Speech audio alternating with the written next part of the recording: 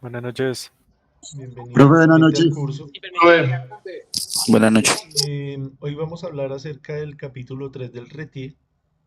Ahí nos habla de los requerimientos que tienen algunos elementos utilizados en los circuitos eléctricos en las instalaciones eléctricas. Entonces vamos a revisar algunos de ellos. Ahí hay varios. Yo escogí eh, solo unos pocos porque pues no nos da el tiempo. Vamos a hablar del tema de las protecciones, vamos a hablar también del tema de los cables. Entonces, me confirman porfa si me están escuchando bien, si se ve la presentación. Sí, señor. Listo, Juan, gracias. Álvaro.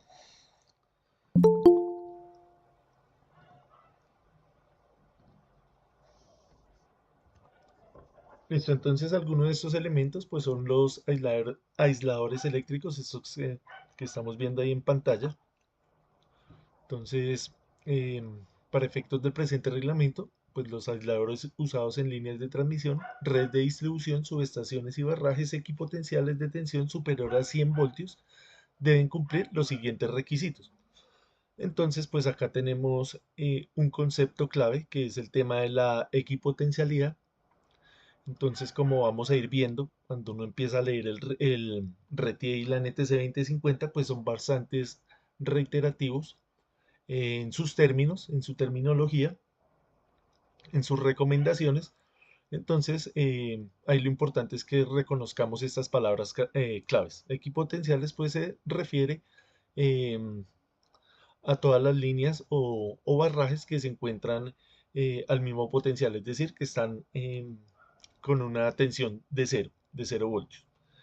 Em, entonces vamos a leer algunos de los requisitos acá. Como les dije, esto solamente es un ejemplo. Ahí en el RETI pues hay muchísimos más elementos, eh, muchísimos más productos y cada uno de ellos pues tiene sus requerimientos.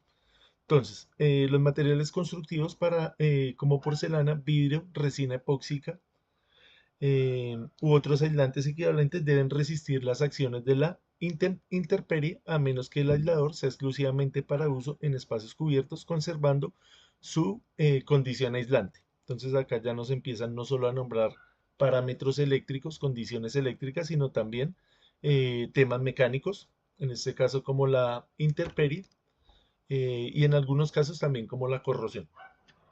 El aislador debe ofrecer la resistencia mecánica, vea, también no solo estamos hablando de la resistencia eléctrica, sino de la resistencia mecánica.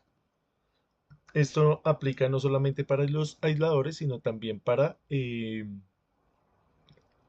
los conductores y para las torres. Entonces, en las torres también tienen que tener unas condiciones, no solo que cumplan la parte eléctrica, sino también la parte mecánica.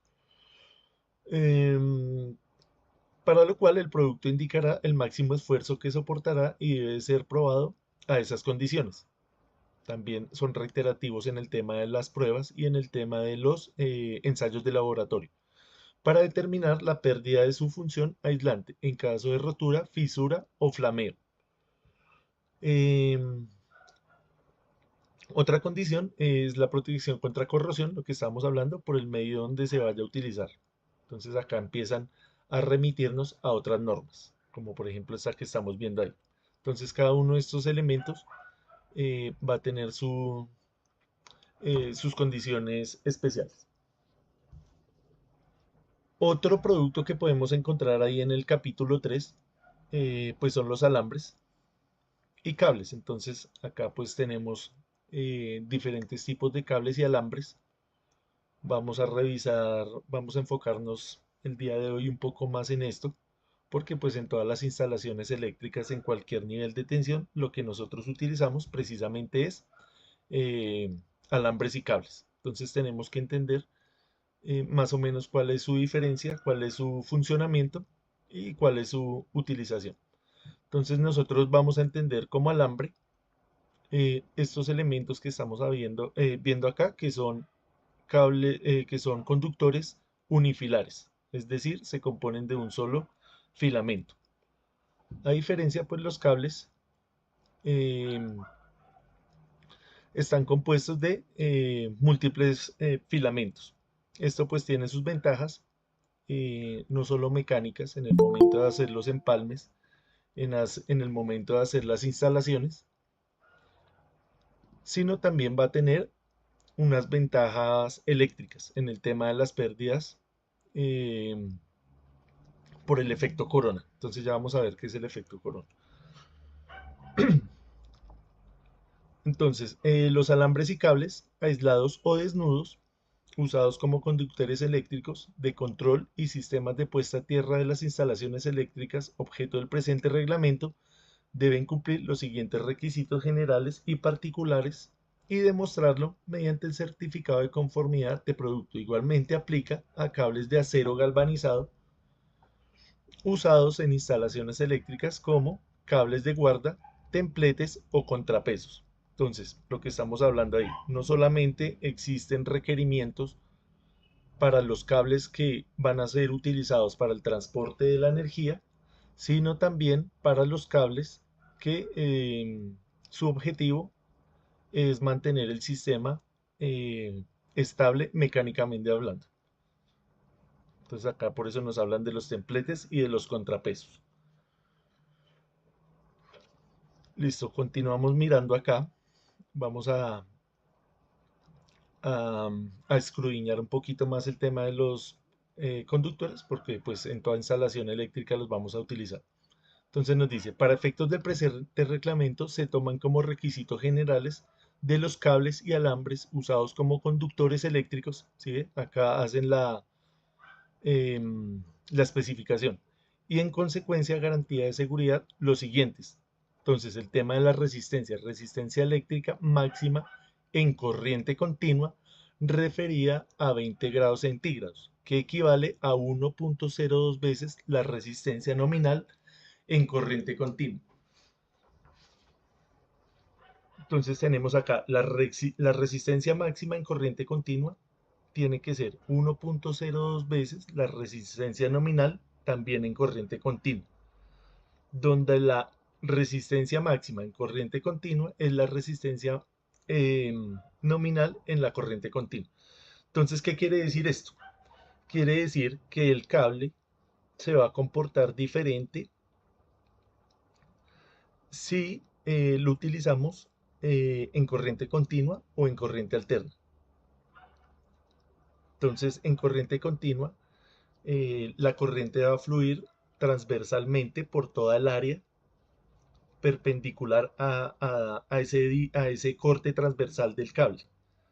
Mientras que en corriente alterna, la corriente fluye es en la superficie del cable. ¿A qué se debe esto? Pues a la naturaleza de la corriente alterna.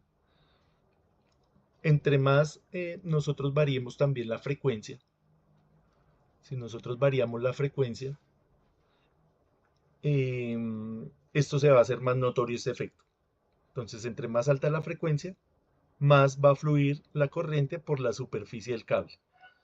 Nosotros como utilizamos estos cables de cobre para la transmisión de energía eléctrica a 50 Hz, entonces 50 Hz está considerado como una frecuencia baja. El cable se va a ver más afectado es cuando la frecuencia sube. Por ejemplo, cuando estamos nosotros transmitiendo información, si ustedes se acuerdan del cable coaxial que uno le conectaba al televisor, la antena parabólica, ese cable era de cobre.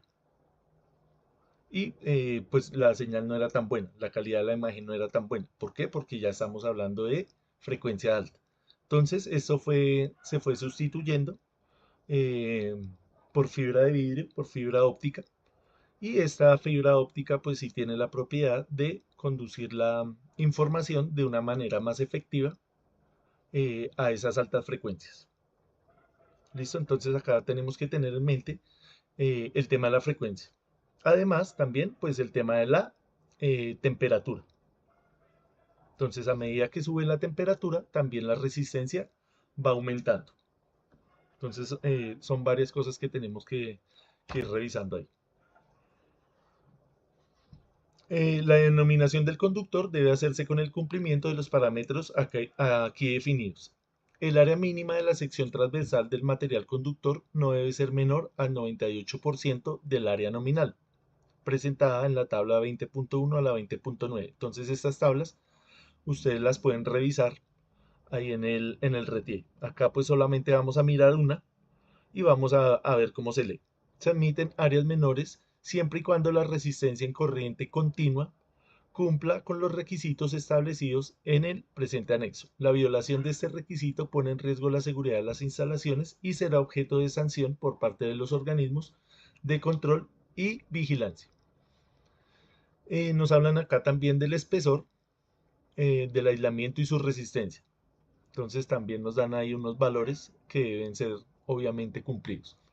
El producto debe identificar si los materiales del aislamiento garantiza que son autoextinguibles. Entonces acá también ya nos hablan no solo de las propiedades del metal, del conductor eh, que está haciendo pues la función de transmitir la energía eléctrica, sino también del aislante. Entonces ese aislante pues tiene que cumplir con unas condiciones. Ya vamos a mirar un ejemplo de cómo es que más o menos funciona esto. Los conductores para instalaciones en interiores o en espacios donde se tenga la presencia de materiales combustibles no debe propiciar la llama ni permitir su propagación. Entonces esos cables en estas condiciones tienen que garantizar que son autoextinguibles. Se debe verificar la rigidez dieléctrica. Entonces cuando nosotros hablamos de rigidez dieléctrica, estamos hablando de las propiedades que tiene ese material para soportar las diferentes intensidades de campo eléctrico. Cuando hablamos de rigidez dieléctrica estamos hablando de campo eléctrico que obviamente viene asociado al nivel de tensión. Acá nos hablan de que tiene que soportar 1 minuto a frecuencia industrial. Acá suponemos que la frecuencia industrial está en el rango de 50 a 60 Hz. O durante 1 minuto en corriente continua, a 3 veces la magnitud de la tensión.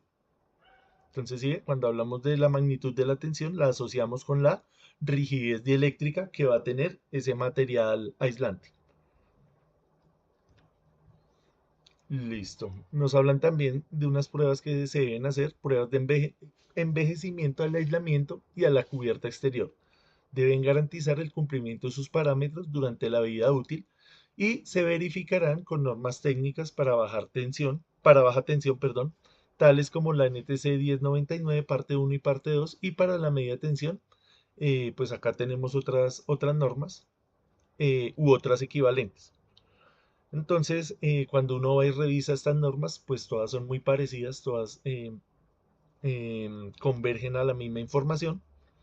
No es tan diversa los valores que ponen ahí.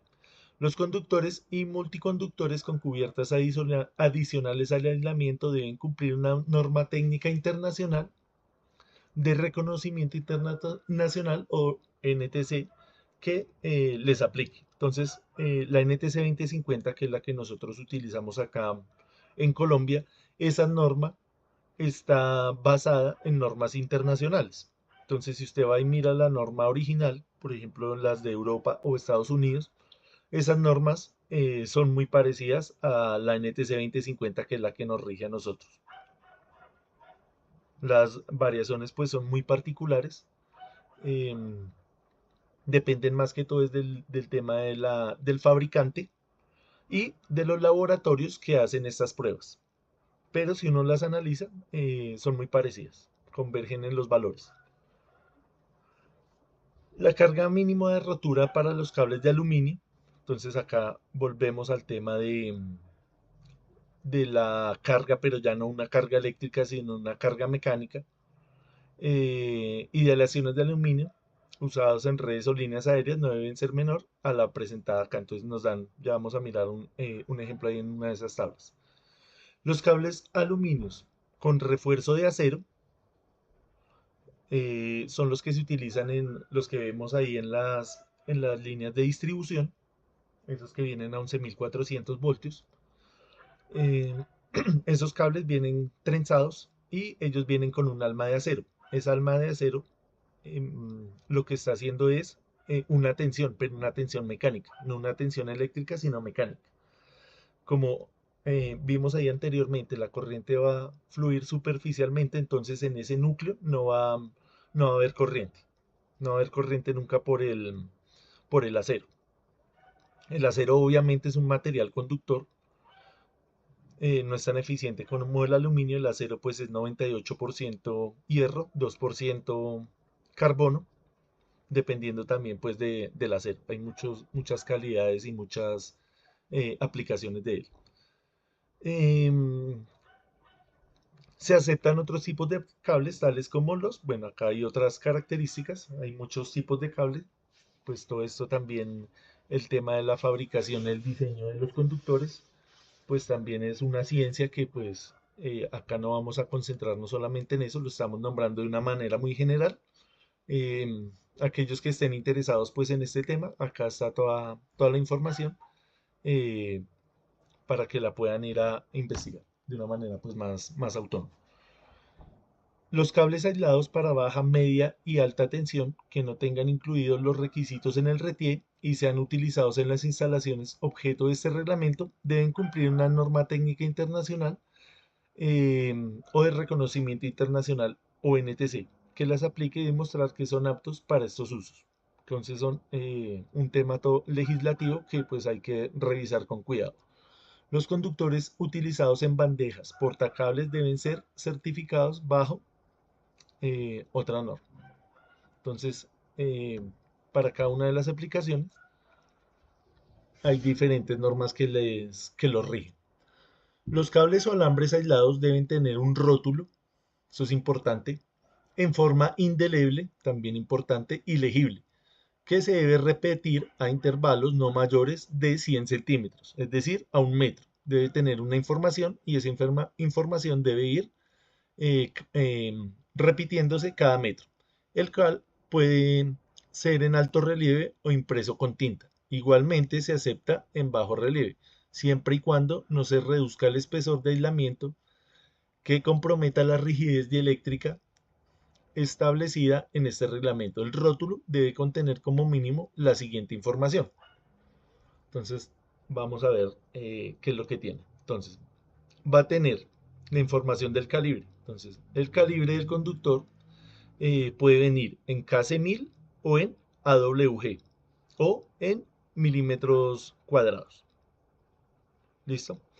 Eh, el material del conductor, cuando es distinto al cobre de alta pureza, eh, o sea, si el cable es de cobre, no le obliga a que le diga que es de cobre. Si es de otro material, entonces ya le tiene que decir qué material es.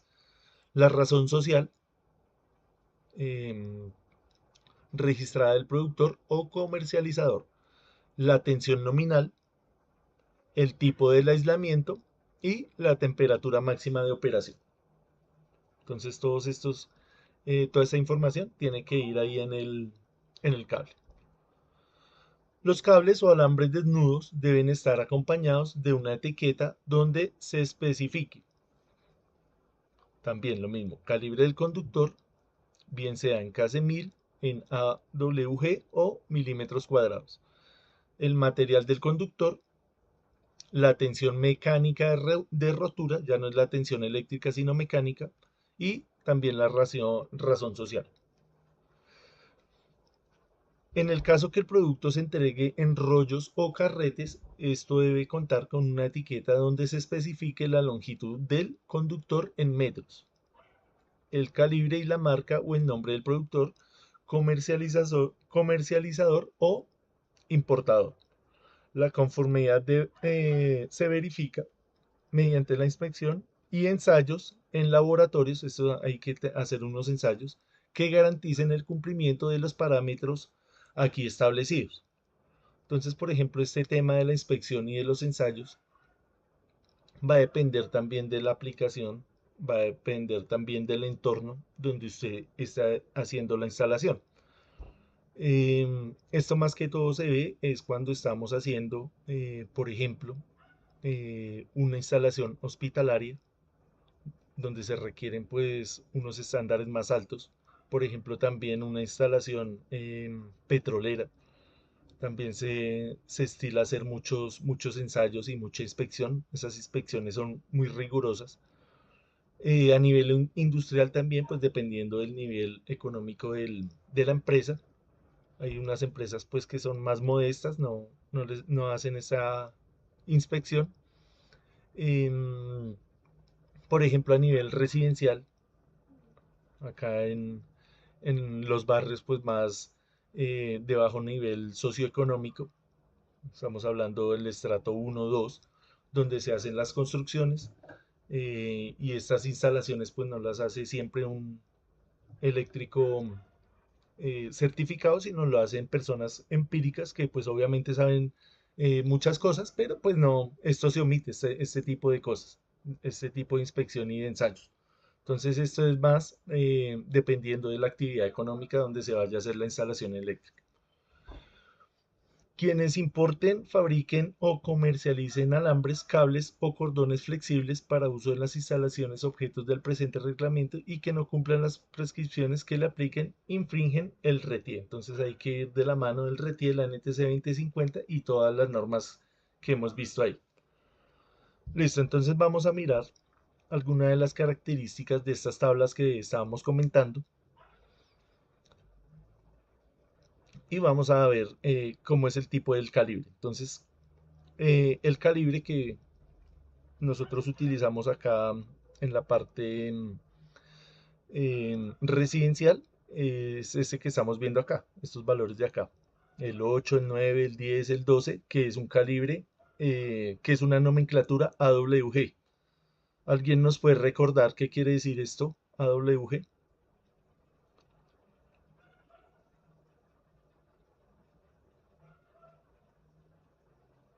Si lo habíamos escuchado.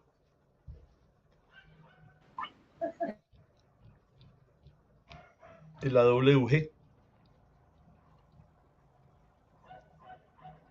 calibre 8, calibre 9, calibre 10. Son unas siglas, profe. Señor, Son unas siglas hasta donde me acuerdo, sí, señor. americanas. Sí, exacto, americanas. Que quieren decir que,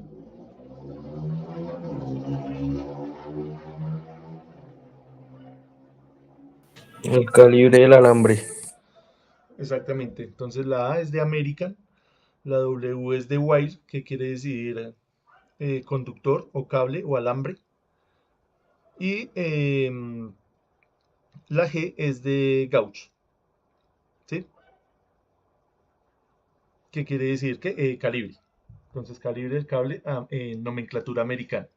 Entonces acá lo que estábamos diciendo, cada uno, esta es una tabla ejemplo, ahí hay muchísimas tablas, cada una para el tipo de material con el que está construido. Entonces acá pusimos uno de los más comunes que es el cobre suave y nos habla del tema de la resistencia. Entonces la resistencia va a depender de qué? Va a depender de la temperatura, lo que estábamos hablando ahí anteriormente, que es a 20 grados centígrados. Y esa resistencia obviamente va a ser eh, por kilómetro. Entonces, a medida que el cable sea más largo, pues va a aumentar obviamente su resistencia. Y estos valores que estamos viendo acá son valores en corriente continua. No en corriente alterna, sino en corriente continua. Lo que quiere decir que eh, en corriente alterna pues va a soportar ¿qué? Más o menos corriente. Va a ser más efectivo cuando lo utilicemos en corriente continua o en corriente alterna.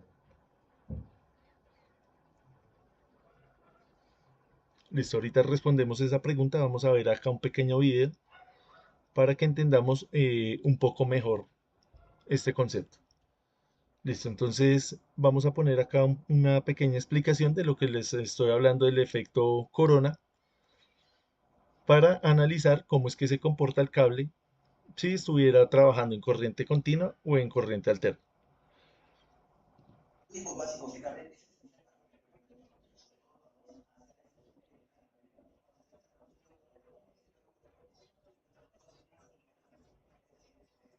¿Me confirman porfa si me están escuchando ahí? Sí, señor. Listo, gracias. Sí, profe.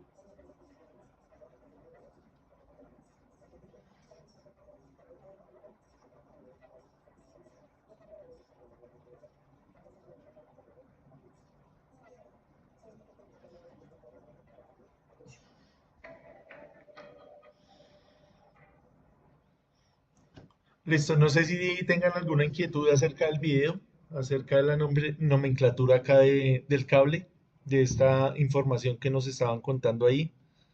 Si alguien de pronto ha hecho instalaciones con cable o con alambre para que nos cuente de pronto qué diferencias ha notado, que nos comparta ahí un poco de sus vivencias con este tipo de instalaciones.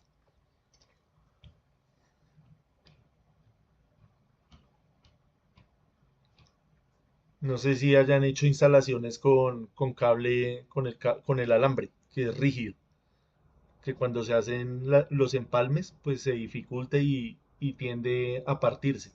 No sé si de pronto les haya pasado esa situación. Con los capuchones sí se suelen partir. Exactamente. Entonces es más difícil hacer las uniones, los empalmes. Entonces con estos alambres es más sencillo porque son más flexibles, son menos rígidos y em, nos va a facilitar pues la tarea de hacer el empalme.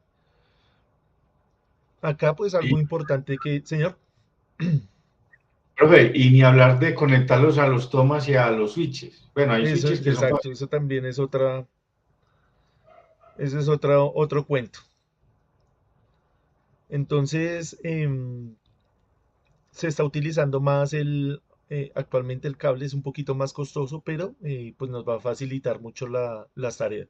Por ejemplo, cuando usted lo quiere meter por un tubo a través de una sonda, pues esto se va a comportar muchísimo más fácil que el alambre. El alambre es un poquito más cansón de trabajar. Eh, en ese alambrado, en ese proceso de usted introducirlo por el tubo, puede ocasionar que se dañe, se raspe el aislamiento también, por la misma rigidez que tiene cuando va a pasar por una curva.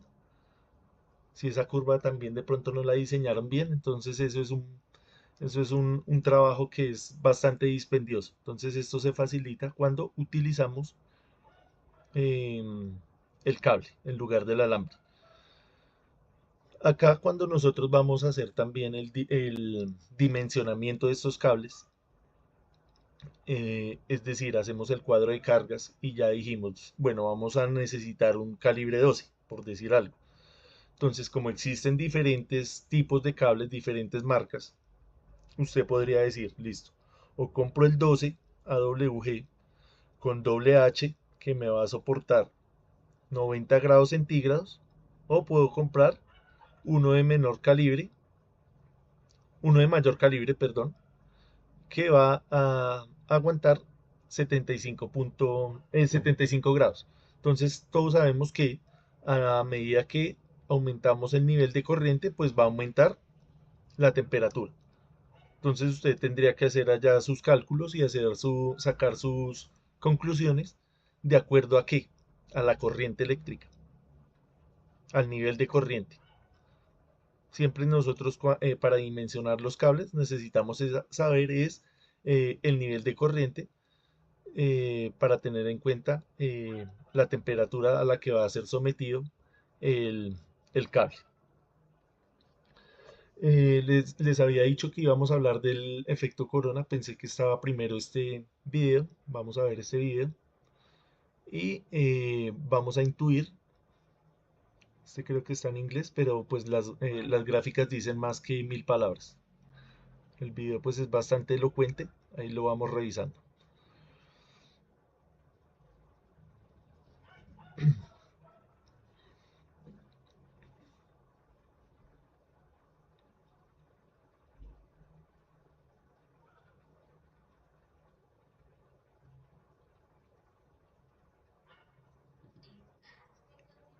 Perdón, lo devuelvo.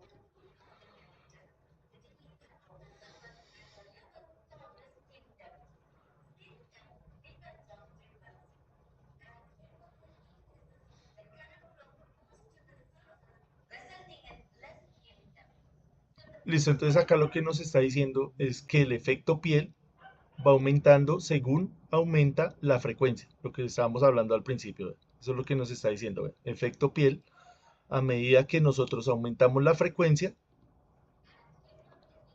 ¿sí? Se deja de utilizar el centro del cable. Entonces esta es una vista frontal del cable. Esto es macizo.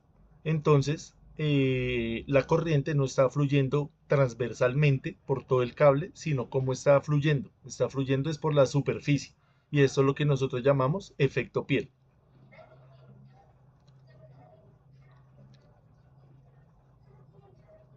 Entonces, cuando tenemos acá baja frecuencia, ¿sí ve? Que es cuando nosotros estamos transmitiendo energía eléctrica a 50 Hz. 50 Hz es considerado baja frecuencia. Entonces se utiliza más parte del cable, una mayor área de ese cable. Cuando estamos en corriente directa, ¿qué pasa? Toda la corriente, todos los electrones van a fluir indistintamente por toda el área transversal del cable. Por eso esas pruebas que se hacen es con corriente continua. Es debido a esto, al efecto piel.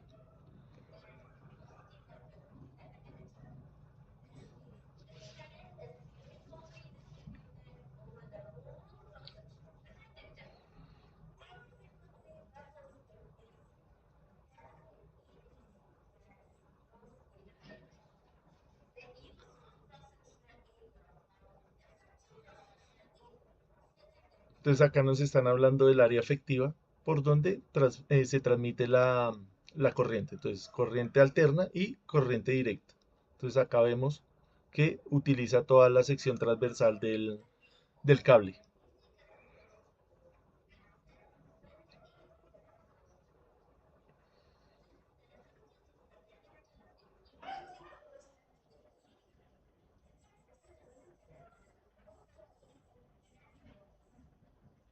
Entonces acá nos está diciendo que la resistencia del conductor es mayor para la corriente alterna que para la corriente directa. Ofrece mayor resistencia. La resistencia es variable, por eso ahí en las tablas que estábamos viendo en el RETIE nos hacen tanto énfasis en que esas pruebas que se le deben hacer a esos cables tienen que ser en corriente directa, porque la resistencia eh, va a cambiar dependiendo de qué, de la resistividad, del área y de la longitud. Entonces, acá tenemos que tener claro que la resistividad es diferente a la resistencia. La resistividad va a depender de la longitud y perdón, la resistencia va a depender de la resistividad, que es un parámetro propio del material. Entonces es diferente la resistividad del cobre, la resistividad del aluminio, eh, a otros tipos de materiales.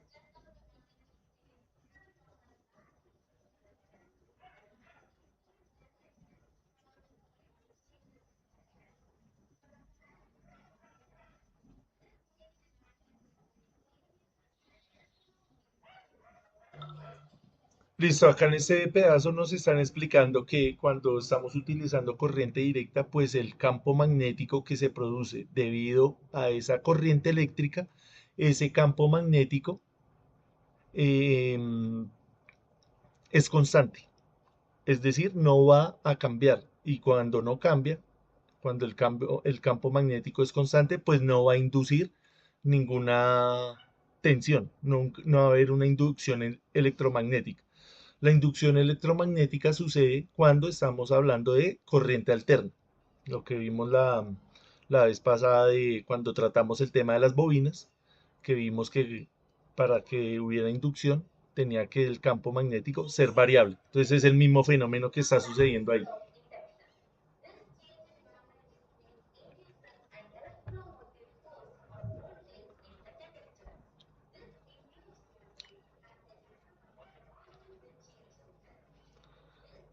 Entonces, ¿qué pasa ahí? Cuando se induce en esta fuerza electromotriz, eh, se inducen unas corrientes también y estas corrientes se oponen a la corriente original, a la corriente que nosotros queremos transmitir.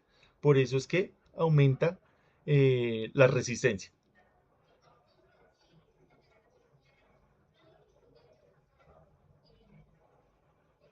Lo que estábamos hablando la vez pasada cuando hablamos de las bobinas, ese efecto pues se llama la inductancia.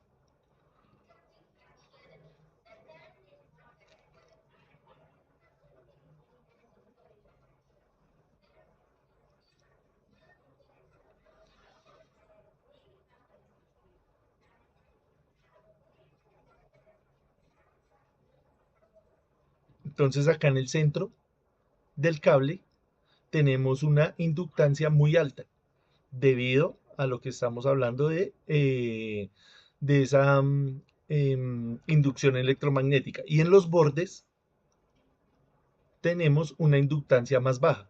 Es por eso que la corriente va a fluir de manera más efectiva en la superficie del cable.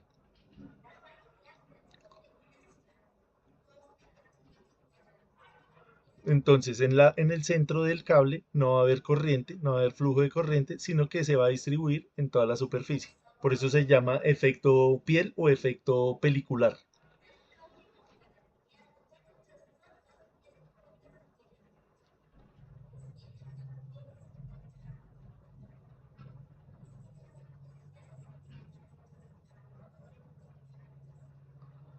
Entonces, esto es importante, vea. El efecto piel se hace más notorio cuando el cable tiene mayor dimensión. Cuando el cable es más, em, tiene más área, el efecto piel va a ser mayor. Cuando el cable es pequeño, va a tener menos, eh, va a ser menos notorio este efecto.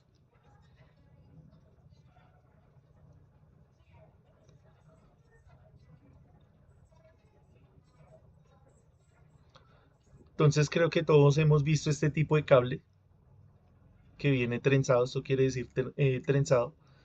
eh, y este cable va a tener unas condiciones especiales que es de aluminio, pero va a venir con un alma de acero. Como ya sabemos que la corriente va a fluir es por la superficie, pues eliminamos, como el acero es más resistente a la tensión mecánica, pues nos va a servir para eh, precisamente para que aguante toda la intemperie, para que aguante las condiciones duras de las tensiones mecánicas y en la superficie pues va a ir transmitida la corriente eléctrica. Entonces ahí, por eso es que estos cables son diseñados de esa manera.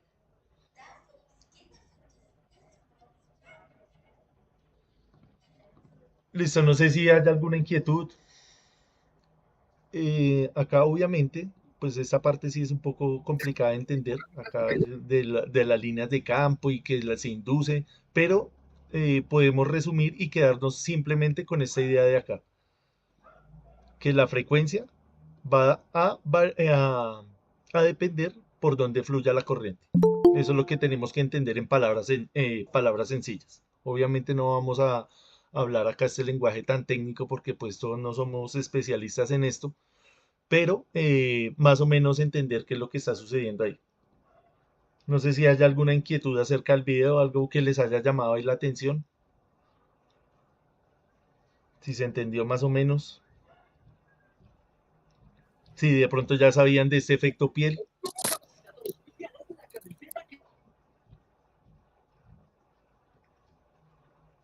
si lo habían escuchado antes, el efecto pelicular.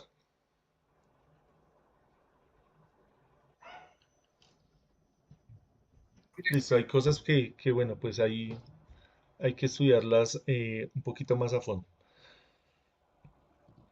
Entonces acá para concluir la idea, lo que estamos hablando, vea, entonces el alma del cable es de acero reforzado y los demás elementos son elementos trenzados de aluminio. Entonces acá por el núcleo nunca va a conducirse la corriente eléctrica, sino solamente por el aluminio. Listo, entonces tomémonos un descanso. Faltan 5 para las 9 y terminamos acá de hablar rápidamente de otro par de cositas y ya terminamos. ¿Listo? Entonces ya les envío el nuevo link y continuamos con esto. Confirman porfa si están viendo en mi pantalla Sí, señor. y si me escuchan Sí, bien. Listo, señor. Sí, gracias Juan. señor. Sí, profe. Listo, entonces creo que esta parte de los cables pues es bastante importante que la conozcamos, que sepamos interpretar esas tablas. Ahí como les dije, solo leímos la del cobre suave. Entonces, para que ustedes de una manera autónoma vayan y revisen esas otras tablas, les voy a compartir obviamente pues los reglamentos para que ustedes los tengan ahí a mano.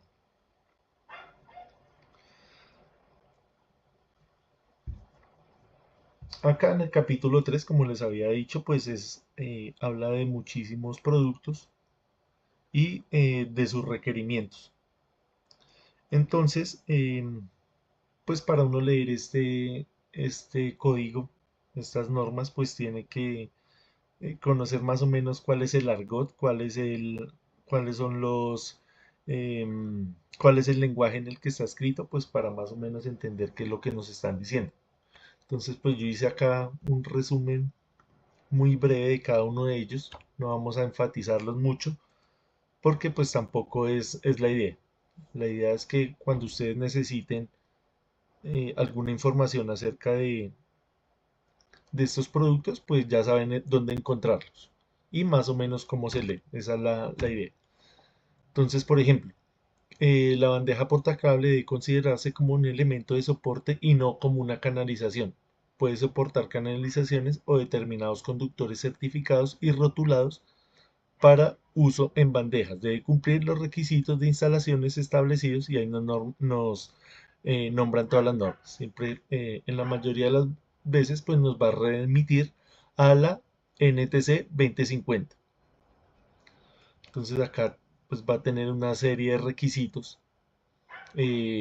no solamente en el tema eléctrico, sino en el tema mecánico. Ya, acá vuelve el tema de la corrosión, esfuerzos mecánicos, distancias y con qué accesorios pues van a ser instalados. El tema del soporte y de la sujeción de los cables. Los elementos que no son metálicos pues también tienen que ser elementos que no vayan a propagar el fuego y que tengan pues baja emisión de gases tóxicos. También pues nos hacen la aclaración que en una misma bandeja no deben instalarse conductores eléctricos con tubería para otros usos. Es decir, no podemos mezclar, por ejemplo, la parte de la potencia con la parte del control. Sin embargo, pues hay algunos cables ya modernos de última tecnología que hacen las dos funciones. Transmiten la potencia y usted también los puede utilizar para control. Pero pues acá vean, nos hacen esas restricciones, ya tocaría ir a mirar la situación de una manera pues más específica. Los cables expuestos a radiación ultravioleta instaladas en baja deben ser resistentes a este tipo de radiación. Entonces estos ya son recomendaciones para instalaciones más particulares, para aplicaciones más específicas. Se podrá aceptar el montaje de conductores de calibres menores a 1.0 en bandejas portacables siempre y cuando sean de sección. Entonces acá volvemos a lo mismo, el tema de las distancias y el tema de los calibres. Entonces esto toca ir a leerlo cada uno de una manera pues más individual para entender esas ideas. Pero pues como podemos ver no es nada complicado. Se podrían aceptar instalaciones en bandejas portacables metálicas para algunas instalaciones especiales, siempre que certifique que la resistencia al fuego sea de 1000 grados centígrados durante 90 minutos. Entonces, esto tiene que estar certificado por laboratorios. Otro de los productos que está nombrado ahí en el capítulo 3 son las bóvedas. las puertas cortafuego con puertas de ventilación y sellos cortafuego. Esto pues también va a tener unos requerimientos, van a tener unas especificaciones técnicas y pues unos parámetros. Por ejemplo, las bóvedas para alojar transformadores refrigerados con aceite mineral, independiente de su potencia, o transformadores tipo seco con tensión mayor a 35 em, kilovoltios, deben cumplir los requerimientos de la sección 450 de la NTC 2050 y los siguientes. Entonces, por ejemplo, las paredes, pisos y techos de la bóveda deben soportar como mínimo 3 horas al fuego, sin permitir que las cargas no expuestas al fuego superen los 150 grados centígrados. Entonces acá ya nos están hablando del tema de los incendios. Las bóvedas deben contar con los sistemas de ventilación para operación normal de los equipos y con dispositivos que automáticamente cierran en el evento de incendio. Entonces, este sistema de ventilación aplica cuando el transformador está operando bajo condiciones normales. Puertas cortafuego. Entonces, para efectos del presente reglamento, las puertas cortafuego deben cumplir. Entonces, ahí ya nos remite a otras normas que pues nos toca ir a revisarlas una por una. Pero pues, como estamos viendo, siempre es como lo mismo, es como repetitivo. El tema de la distancia, el tema de los niveles de tensión, del tema de la corrosión y el tema de la duración del fuego. Entonces, tener en cuenta este número, que son 3 horas. Resistir el fuego mínimo durante 3 horas. Cuando la bóveda aloja transformadores refrigerados o transformadores secos de esta tensión. Ser fabricados en materiales que mantengan su integridad física, mecánica y dimensiones para minimizar y retardar el paso a través de ella, de fuego o gases calientes capaces de provocar la ignición de materiales combustibles que están a distancia cercana, del lado de la cara no expuesta al fuego. Obviamente pues ahí hay más cosas que analizar. Acá, como les digo, pues traté de resumir lo más posible. Tenemos el tema de las cajas y conduletas. Entonces, las cajas y conduletas en general, los elementos utilizados como encerramientos de aparatos eléctricos deben cumplir estas normas que están acá en estos estándares que no son solamente nacionales, sino internacionales. Y vuelven a lo mismo, hablarnos, por ejemplo, de la corrosión. También es importante el tema del recubrimiento, el tipo de pintura y también los colores. Cuando nosotros trabajamos en electricidad, el tema de los colores pues es bastante significativo. Por ejemplo, en los sistemas trifásicos, pues los cables tienen que tener determinados colores. Ahí como vimos, por ejemplo, para poner un ejemplo, el cable de tierra puede tener 3 colores. Puede ser verde, puede ser amarillo o puede ser verde y amarillo, para poner un ejemplo. El neutro generalmente va de color blanco. Hay ciertas particularidades que puede permitir otros colores. En el caso, por ejemplo, cuando el sistema requiere un calibre mayor, entonces no existe ese cable de ese color. Entonces usted puede utilizar una cinta o utilizar un etiquetado para distinguir y para cumplir con esa norma, con ese color. Pero depende también del calibre del cable. Las canalizaciones, por ejemplo, nos dicen que son conductores cerrados de sección circular, rectangular o cuadrada de diferentes tipos. Destinados al alojamiento de conductores eléctricos de las instalaciones y pues también se constituyen en un sistema de cableado. Deben cumplir obviamente todas estas que estamos viendo ahí, todas estas normas. Nos hablan de tuberías eléctricas plegables no metálicas, de conduit metálico intermedio. Entonces, vea, esto ya es bastante particular. Esto ya, pues hay que tener mucha experiencia en este tipo de instalaciones para diferenciar cuál es el tipo elemento que usted va a utilizar y cuál es el requerido de acuerdo pues a estas secciones que nos están enviando acá. Entonces también es todo un tema que tenemos que obviamente esto pues nadie se lo va a aprender de memoria, pero lo importante es saber dónde está y cómo interpretarlo. Tenemos más tipos de canalizaciones. Canaletas metálicas, no metálicas, bus de barras, bus de cables, canaletas auxiliares. También nos hablan de acá el tema de las baterías de los carros eléctricos. Entonces, como ven, pues el reglamento es bastante amplio y pues se refiere a todo lo que tenga que ver con la electricidad. Por ejemplo, la vez pasada hablamos del tema de la puesta a tierra, que es también toda una ciencia.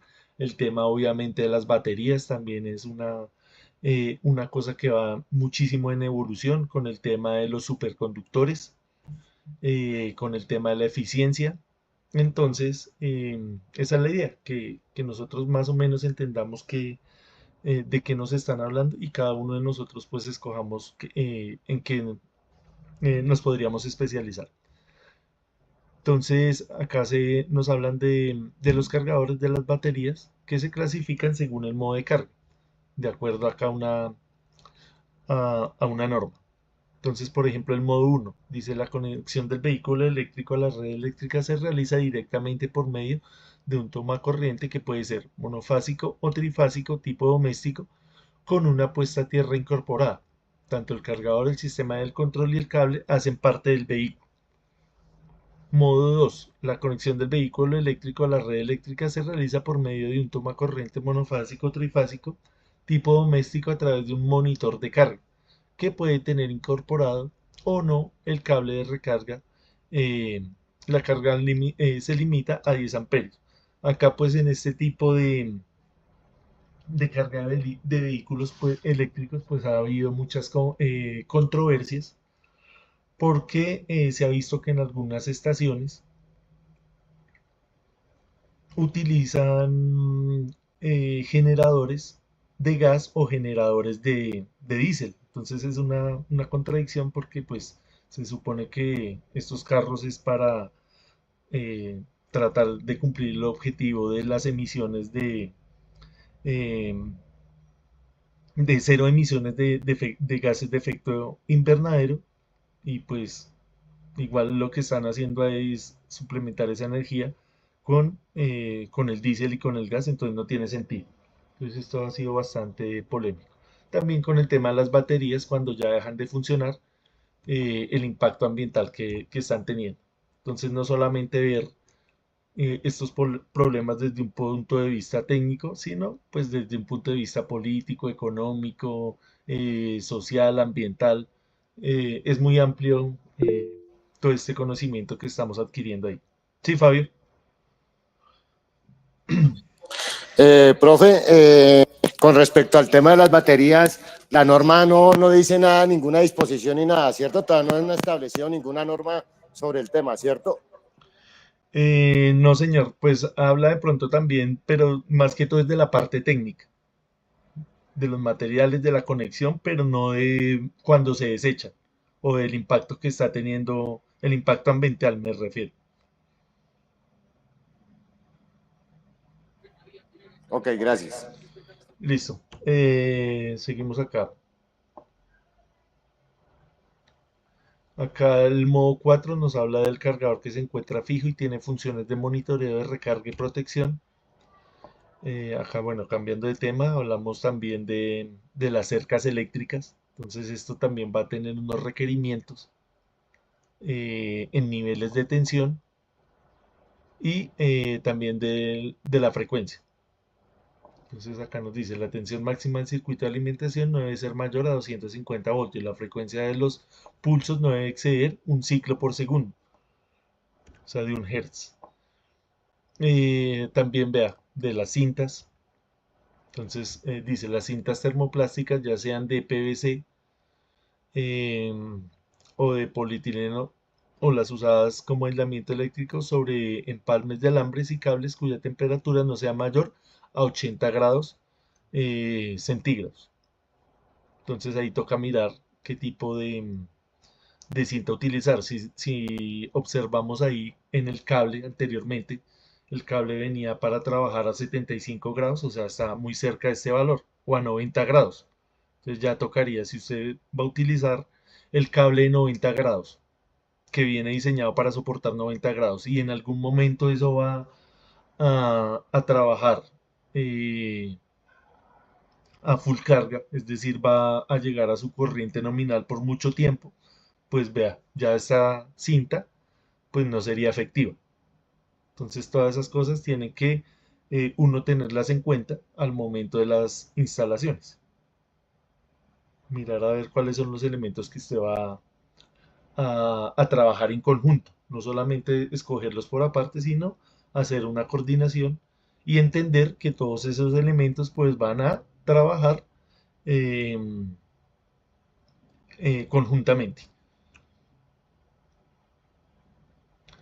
Cada rollo de cinta aislante debe estar extenso en un efecto telescópico y de distorsión. Sus bordes deben ser rectos y continuos, o sea, no puede haber discontinuidad. Cuando sea desenrollada la superficie de la cinta que no contiene el adhesivo debe conservarse lisa, uniforme y estar exenta de grumos. Entonces uno a veces eh, pues hace unos empalmes y no tiene en cuenta este tipo de cosas, ve. Uno piensa que pues eso está muy fácil, es muy obvio, pero también lo incluyen ahí en las normas. Las clavijas y tomacorrientes, entonces deben cumplir obviamente también con una serie de normas acá. Acá, por ejemplo, nos habla de los contactos macho y hembra. Entonces deben ser diseñados y fabricados de tal forma que garanticen una correcta conexión eléctrica y en condiciones de servicio no deben tener partes energizadas expuestas. O sea, esta parte de acá tiene que estar bien sellada. Acá también pues nos hacen eh, hincapié, nos hacen referencia, nos hacen énfasis en el tema de la correcta conexión porque si usted no conecta esto de manera estable, si esto queda flojo, ahí podríamos estar generando un punto caliente. Entonces, cuando existe un punto caliente, pues se empiezan a deteriorar todos los elementos que están en juego ahí. No solamente la toma y la clavija, sino, por ejemplo, si esto está conectado a alguna máquina, pues esa máquina va a sufrir eh, las consecuencias de que esto esté mal conectado.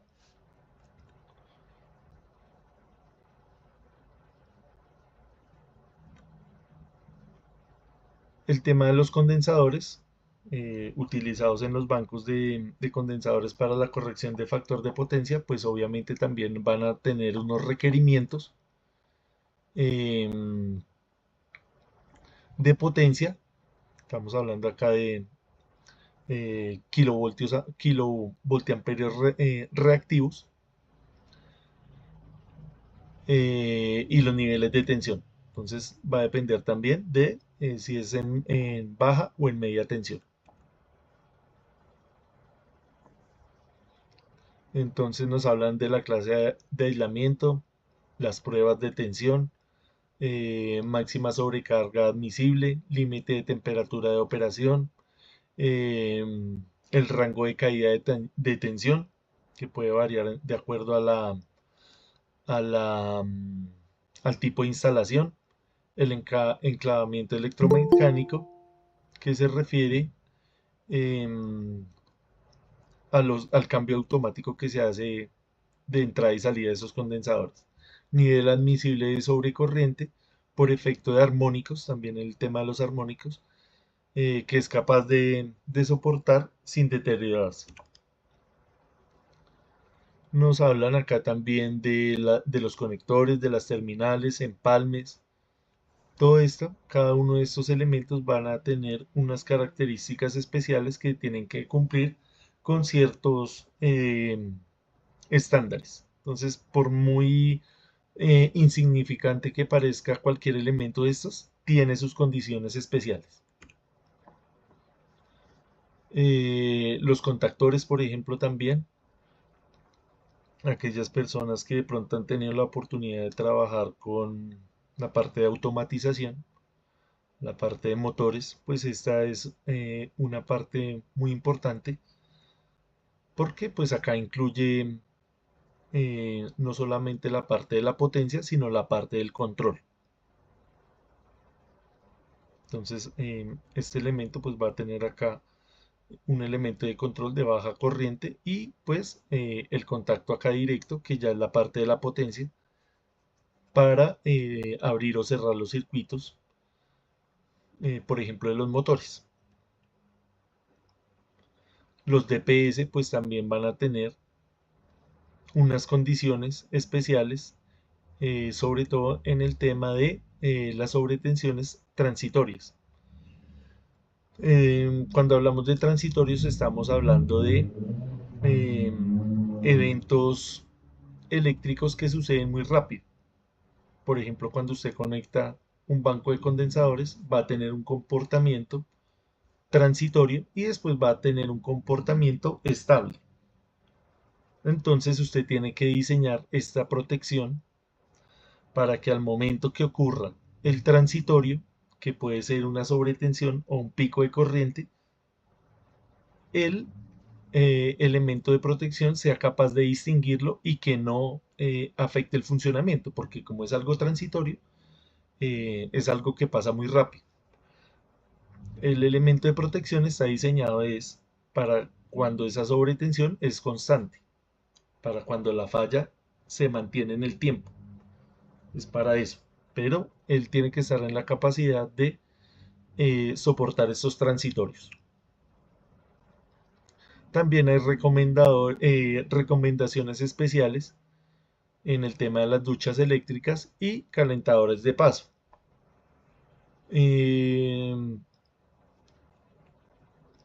Para los equipos de corte y seccionamiento de baja y media tensión también pues estos elementos son bastante especiales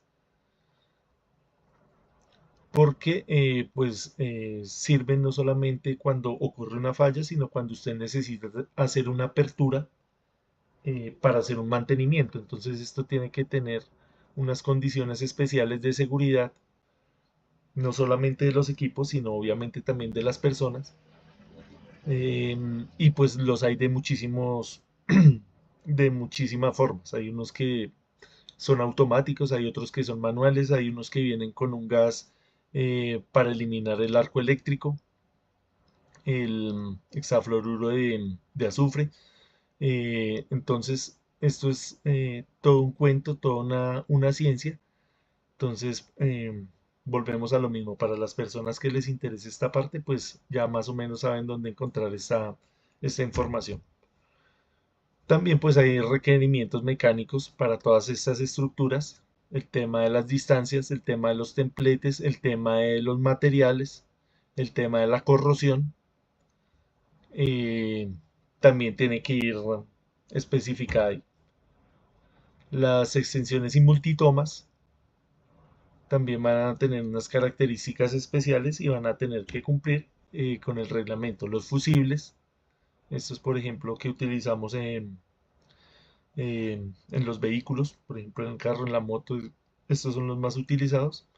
Estos también, por ejemplo, en los equipos de medición, son muy frecuentes en encontrarlos, también pues tienen unos requerimientos. Los herrajes, donde usted, pues los que usted utiliza para los soportes de los cables, también tienen unas condiciones especiales. No solamente pues en la parte de la corrosión, sino en la parte de las tensiones mecánicas. El tema de los motores y generadores eléctricos, obviamente pues también van a ser parte de estas instalaciones eléctricas, entonces también van a tener unas particularidades, van a tener unos requerimientos que pues hay que cumplir. Ahorita que pues en Colombia, no solamente en Colombia, sino en todo el mundo se está queriendo hacer una transición energética. Entonces también se ha impulsado mucho el tema de los paneles solares. Obviamente el panel solar no va a trabajar solo, él tiene pues unas baterías, tiene un inversor, em, tiene pues todo un sistema que va a trabajar en conjunto. Cada uno de esos elementos pues va a tener unos requerimientos especiales. Los tableros eléctricos también nos hablan también acá pues el tema de los colores. Esto tiene que tener una pintura especial, un color especial, lo mismo los cables. Esto tiene que tener unas etiquetas. Entonces no es solamente ir a conectar eh, y ya que funcionó, entonces ya quedamos satisfechos. No, esto tiene que cumplir eh, con unos requerimientos. Entonces la idea es que esto se vea organizado, se vea limpio, que si ocurre alguna falla, pues sea fácil de identificarla, que sea fácil de cambiar acá estos elementos, que no solamente lo pueda arreglar el que lo instaló, sino cualquier persona eh, esté hablando el mismo lenguaje, que todos estemos hablando el mismo lenguaje, entonces podamos identificar cómo es que se hizo esa instalación, cómo se hicieron esas conexiones.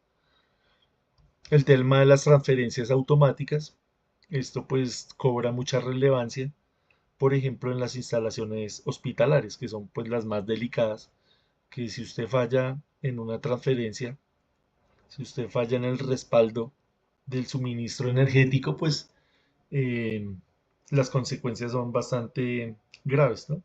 Que usted, por ejemplo, esté en una UCI y por espacio de 3 segundos no le llegue el suministro a la máquina, ya en esos 3 minutos, en esos 3 segundos, usted ya eh, pues perdió la vida, ¿no? Cosas como esas, ejemplos como esos.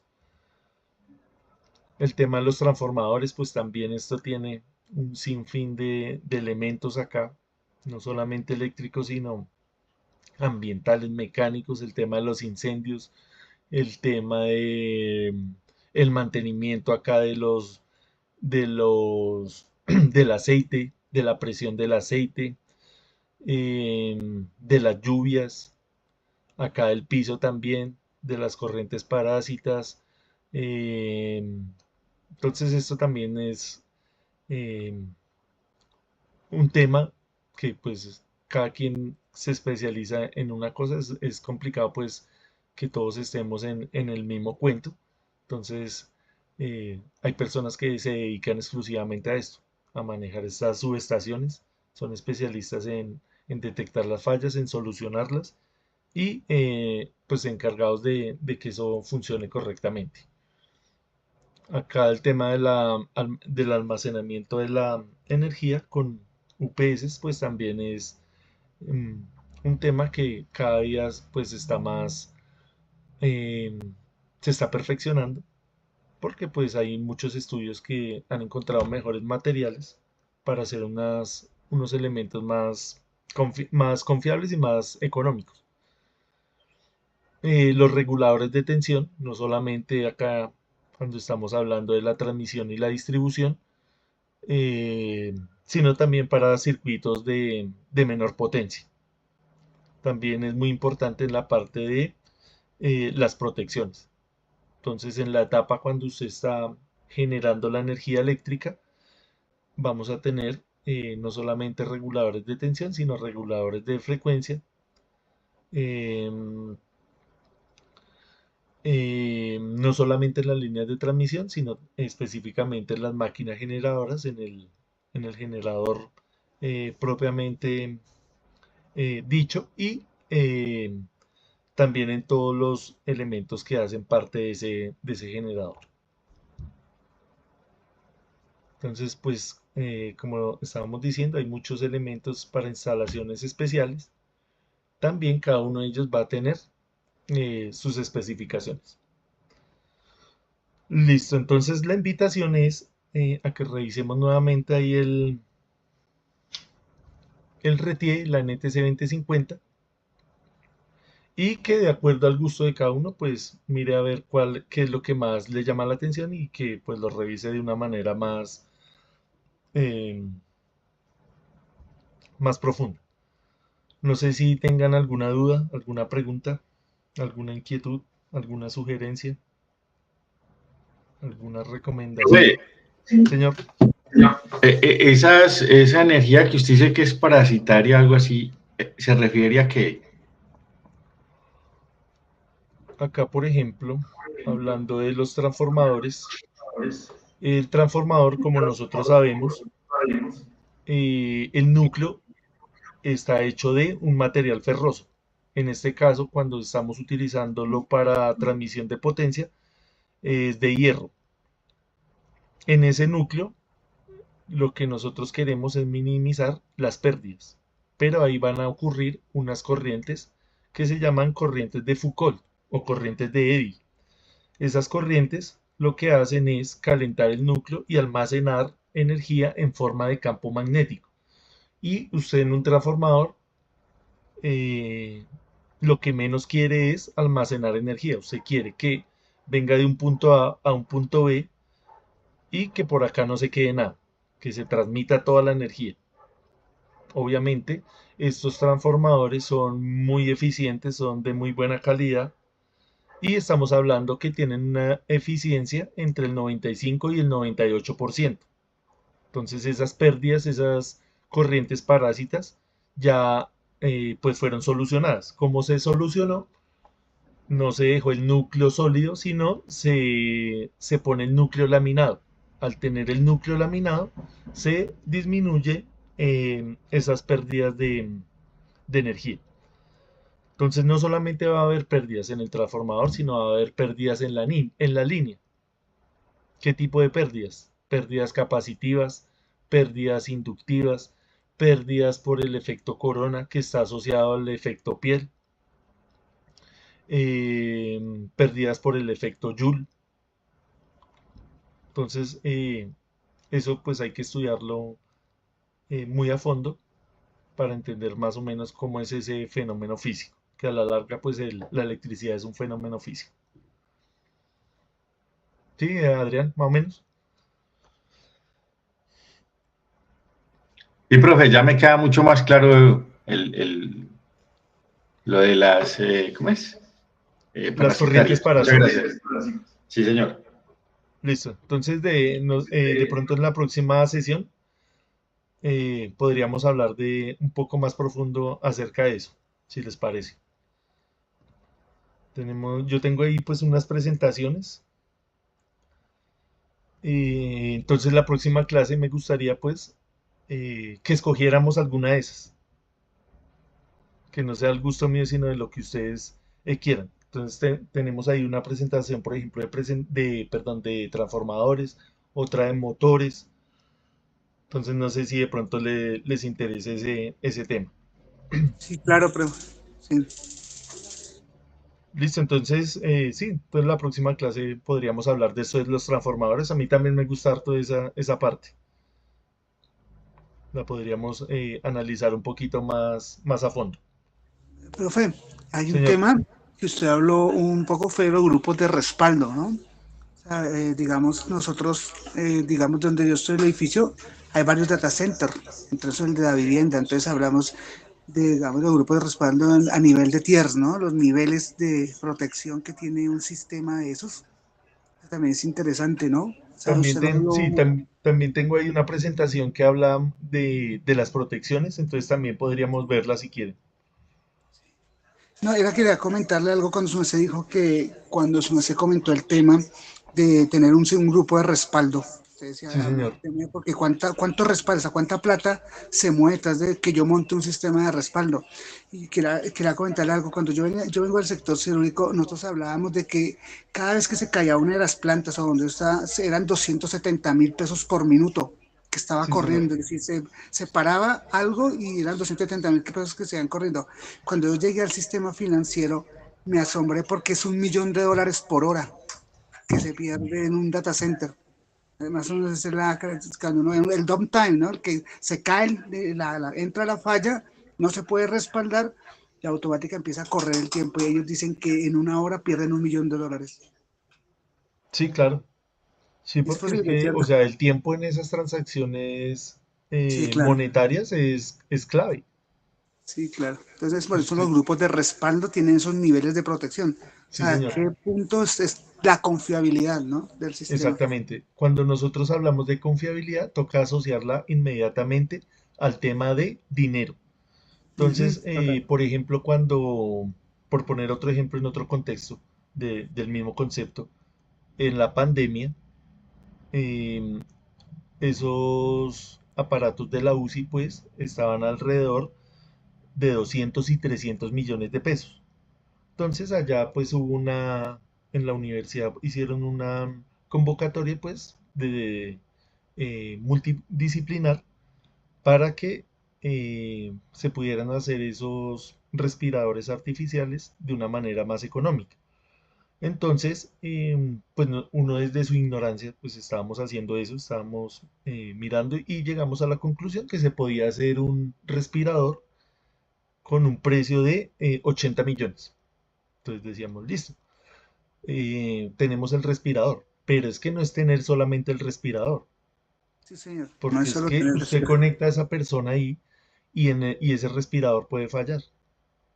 Entonces ahí ya entra, no, pues tenemos que respaldarlo con una UPS. Esa UPS tiene que cumplir ciertas características, no puede ser una UPS normal, sino que tiene que ser una cosa muy exacta.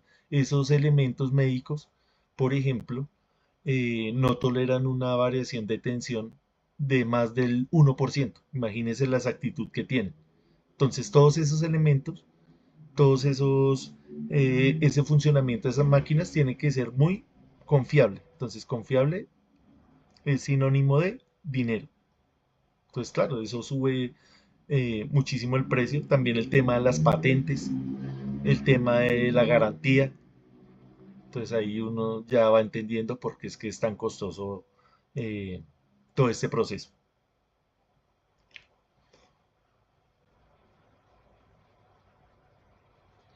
Listo, no sé si alguien quiera opinar algo acerca de esto, al respecto. Vamos a ir buscando acá la lista. Entonces, agradecerles nuevamente por la participación, por la paciencia. Hoy nos alargamos hasta tarde, pero bueno,